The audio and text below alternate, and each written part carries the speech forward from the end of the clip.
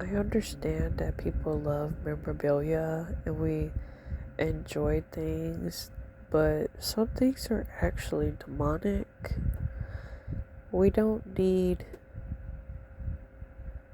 to be collecting things from dead people, and whether you knew the person, didn't know the person, idolized the person, you're allowing spirits to have access to your houses.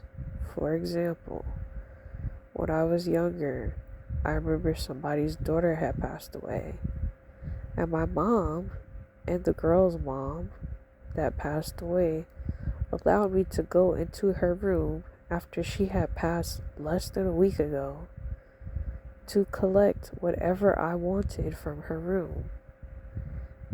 And every item in her room had her spirit on it.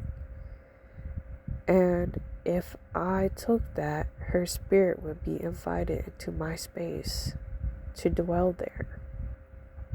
I know people don't think that that's a real thing, but it is a real thing, okay? As well as people that like to do antiquing. I see items on Facebook that are antiques. People are just, they're not just like, they're going to estate sales,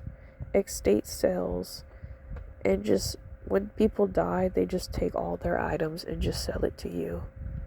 And I remember one time, when the girl passed away, I went into her closet and I found, she had those jelly shoes. You remember the jelly shoes that were plastic and they had glitter in it? I took those because I felt like if I didn't take anything, I would be disrespectful, and then my mother would yell at me. So I took them, I sanitized them, and then I prayed. I think I did pray actually. And then I tried them on once and I never wore them. And they just sat in my closet for many years. And I didn't have any issues with them. But my point is, you don't want to welcome these spirits into your house. As I was saying with people on Facebook, I remember another time I was at a flea market and there was this really nice antique shop. But as soon as I walked in there, it was like walking into a trove of dead people. I went with my dad and I was like, hey, don't touch anything because they're getting everything from dead people's houses and all of their spirits are still on there. Again, another time I was living in a house that I was allowed to live in. It was somebody's house and their garage had a whole bunch of items in it, and it was very clear that whoever lived there, the spirits of the people that had those items were still on those items. So I just never went to garage. And you could hear